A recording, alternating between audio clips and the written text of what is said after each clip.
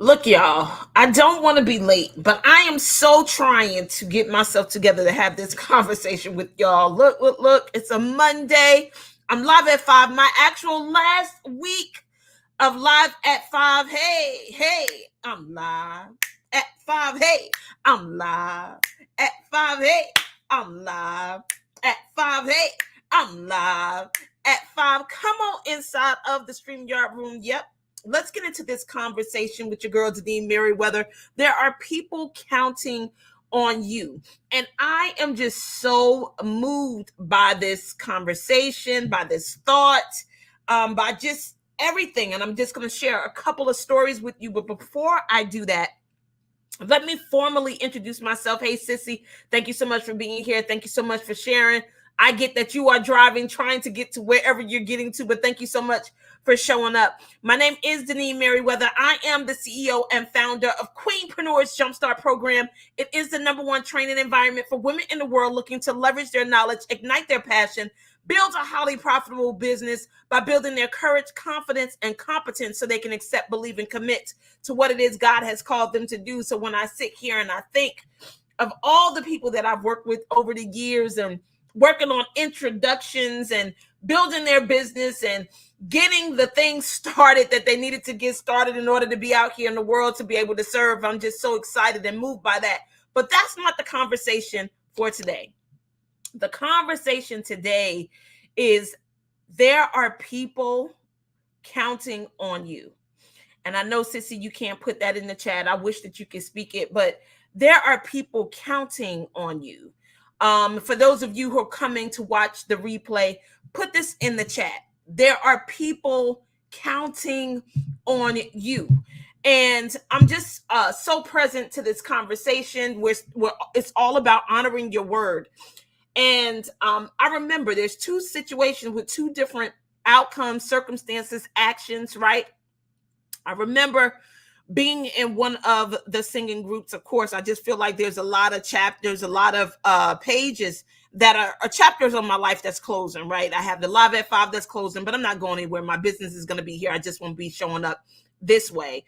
And last weekend, not this past weekend, the weekend before that, we closed the chapter on one of the singing groups I'm in called ASAP. But we also had other singing groups and other others. She said I will add later. Thank you, Sissy. I appreciate you. Thank you for agreeing to go back and put notes in and everything. But I just wanted to share this conversation, this situation, right? Well, I was in one singing group, and in that particular singing group, I had taken on the challenge of singing a tenor part, right?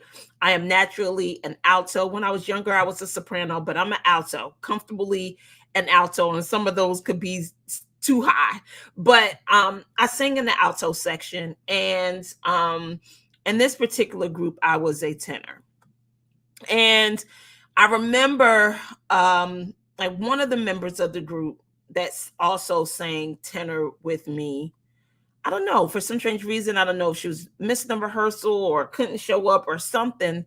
And I made the comment that I really needed her to be consistent because without her, I may not be able to get my part, right? And I remember her saying that it wasn't her responsibility to be there for me to get my part. Pretty much, it's your job to learn your part.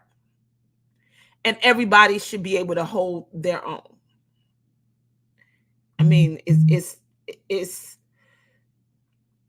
that's what she said. Period. There's nothing else I can say besides that. And in some sense, I get it. I understand, right? It's all our responsibility to be able to hold our own, to be able to do what it was that we committed to.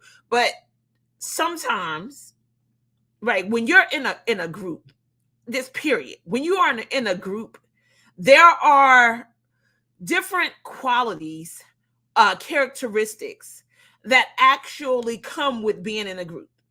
One of those things would be teamwork, right? Teamwork. And not that this is a point. This ain't even a point, but I think it would be good to drop it right here. Like when you are in a group, in a team, or a circle, or anything where there's more than one person together, there's some level of teamwork, right? Support and accountability, right? I've had several conversations about the difference between support and accountability. I was looking at one of my old videos on Facebook when I used to do this solely on my personal page before I even built a business page, which at the time I didn't know that I needed one in order to run advertising, all the things, right? These are all the different levels of this business that I've been able to grow from. But I remember that conversation like it was yesterday, back to the group where she explained to me that I needed to be able to hold my own. And I totally agree. I get it that at some point, right, that you should be able to hold your own. But I also get that there is a learning curve. Put that in the chat. There's a learning curve where people need support. And again, I was exercising in a lane that I was not trained in, right? Naturally, I could hear alto. Tenor takes some work. It takes some work. Not that I can't sing it, but I can because it's lower, it's more comfortable, all the things. But it takes work. And for me, I was very dedicated to rehearsal. I listened, and certain things I just couldn't hear, and I couldn't get it. But it now fast forward to a situation today. A couple of days ago, I realized that I had committed to being an expert at one of the seminars of a group that I'm a part of. And I put inside this group text that, sorry, you guys, hey, I need your help. I've committed to being an expert at this event. I am no longer available and need someone to stand in for me. Would anyone be able to assist me? Now, the first time that I sent the message, there was no response. A couple of days went by. I came back again. I put the message in. One person responded and said, hey, I'm not going to be available. I can't help you. Then the person that was actually leading the introduction that I was supposed to be, the seminar I was supposed to be at, said, hey, I'm leading that particular introduction. Anybody want to come and play? Now, someone, the person that's standing in from me, raised their hand and said, hey, I could do it for you. I was just so excited and elated. And it made me think back to this time, right? The time in the singing group where the person told me that I don't need to be dependent on them to learn my part. I need to know my part myself. And I just think of the different mindset and the space that each one of those individuals are in or stood in the moment, right? I get that maybe when I was asking or had mentioned for her to come to rehearsal and that I needed her to be there, it probably came off more like, don't tell me where I need to be. I got other things going on because I think maybe, real busy, but totally didn't get integrity, right? And everybody's at a different level at a different time. So I don't want to insult the person or say anything bad about them. I mean, they did what they could do when they could do it.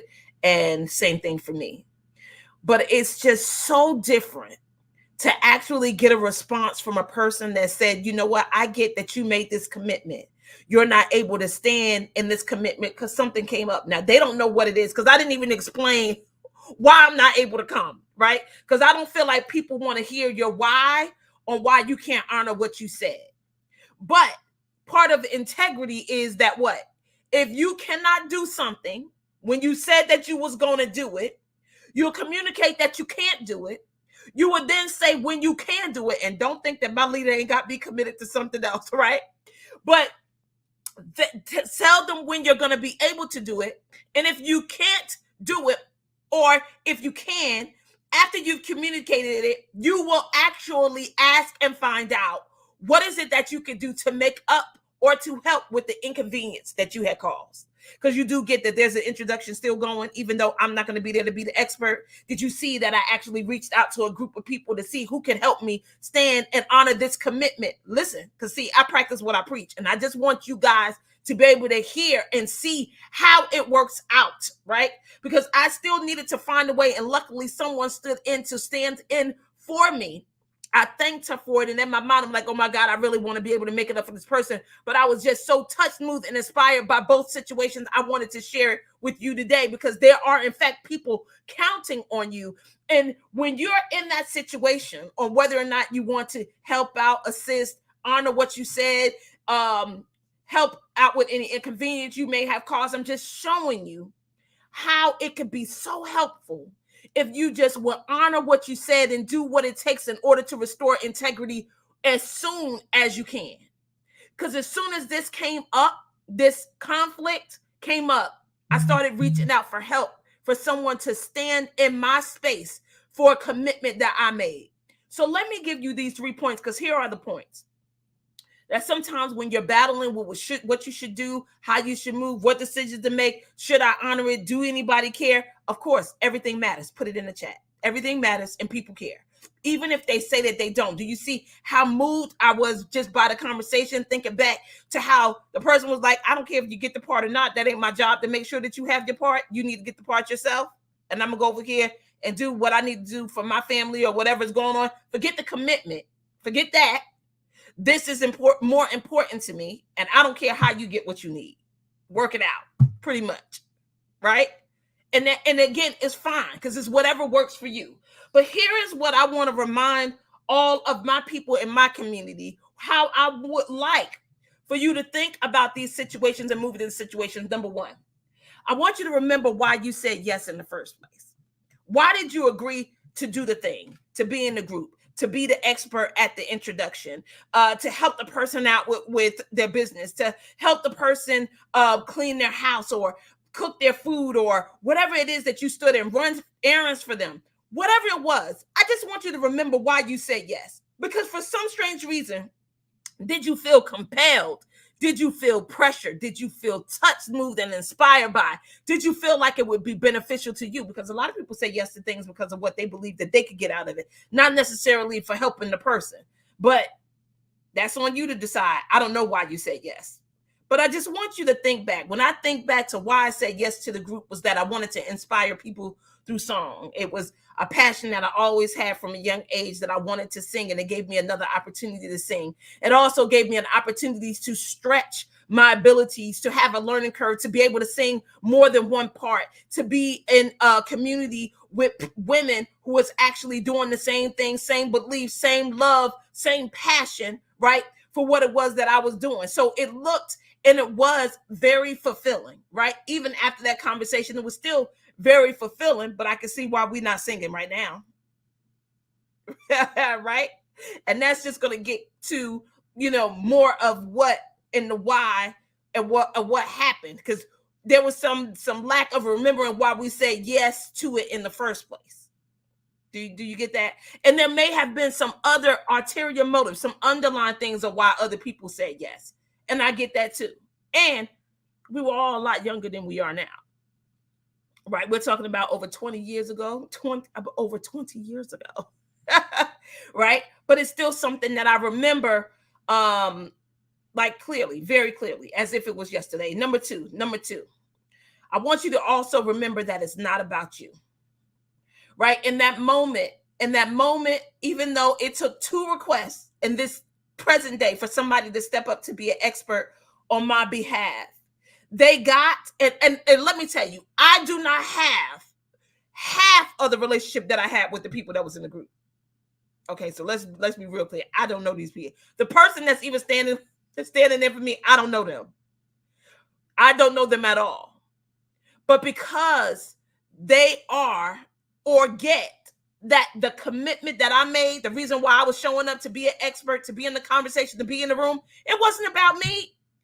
We're all standing for other people. It's not about us.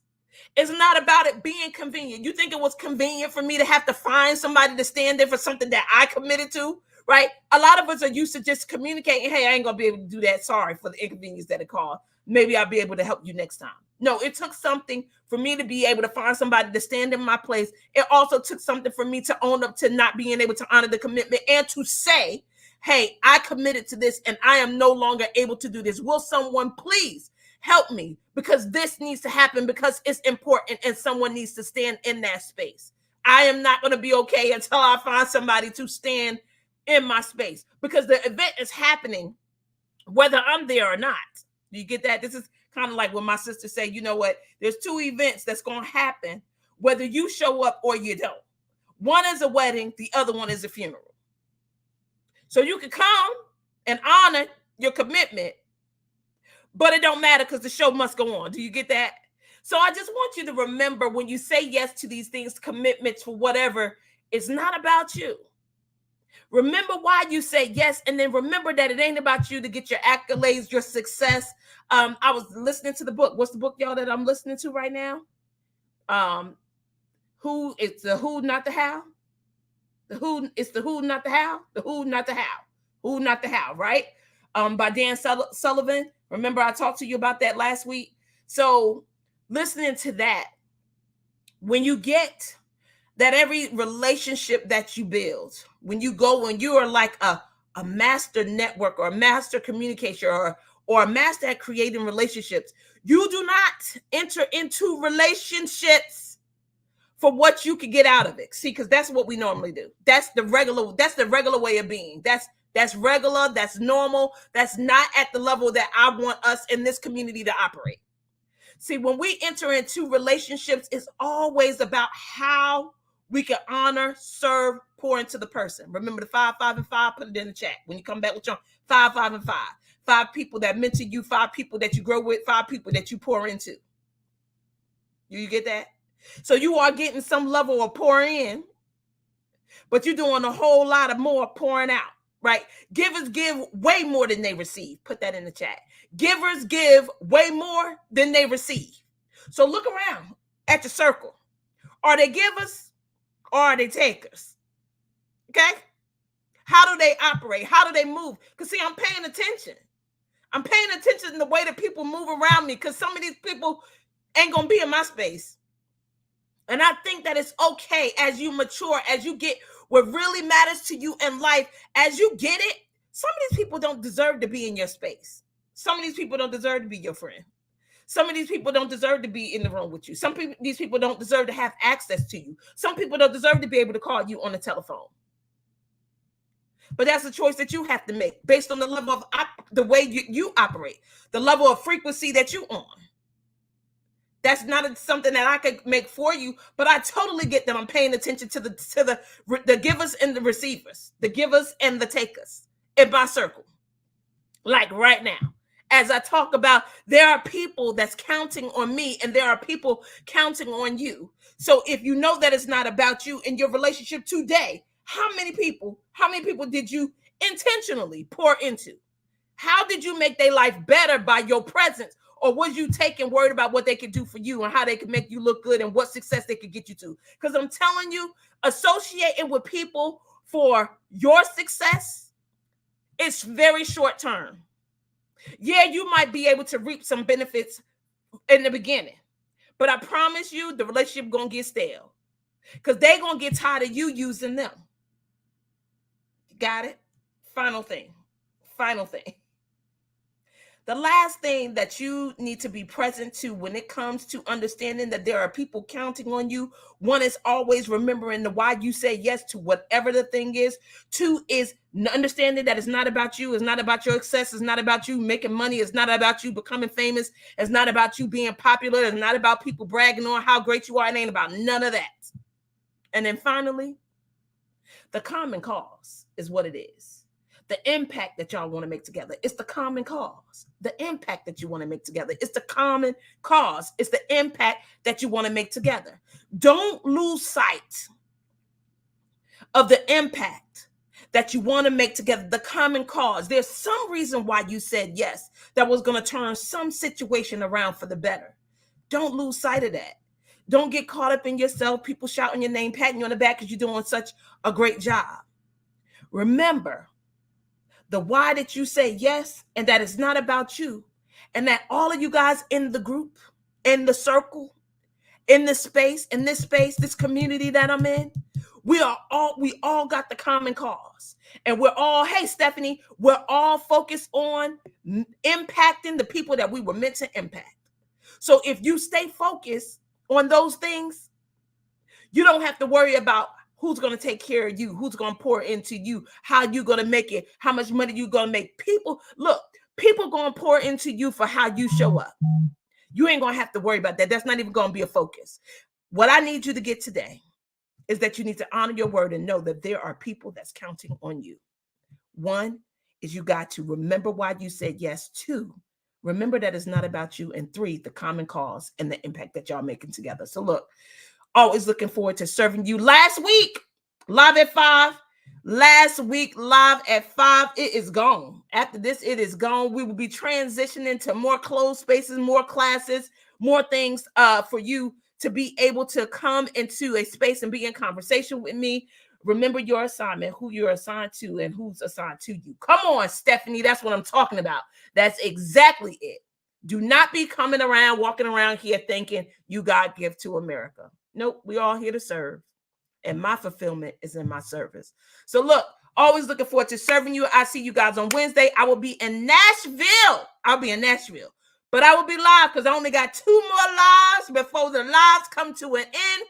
I'll give you an opportunity. I'm doing a birthday sale come next month. July 7th is my birthday. You'll be able to get coaching sessions for new clients, 50% off, old clients, 30% off. So look, I can't wait to be in the space with you. I can't wait to grow with you, to learn with you, all the things. Just remember, there are people counting on you. Remember why you said yes to it. Know that it's not about you. And remember the common cause that y'all have together, which is to impact people. Love you guys. Hey, I'm live at 5. Hey, I'm live.